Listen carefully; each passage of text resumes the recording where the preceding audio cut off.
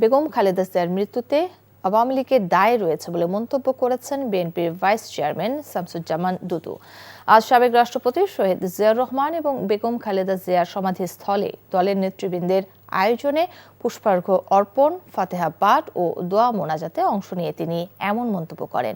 বেগম জিয়ার কবরস্থলে দোয়া মোনাজাতে শামিল হন বিএনপির স্থায়ী কমিটির সদস্য আব্দুল মঈন খান।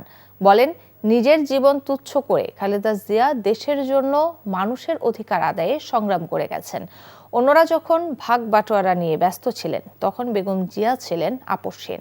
অপরদিকে দোয়া মোনাজাত শেষে বিএনপি মনোনীত ঢাকা ১৩ আসনের সংসদ সদস্য পদপ্রার্থী ববি হাজ্জাজ জানান, সামনের দিনে সব ষড়যন্ত্র মোকাবিলা করে তারেক রহমানের নেতৃত্বে জাতীয়তাবাদ গড়ে তোলা হবে। আমাদের শোক জানানোর কোনো ভাষা নেই।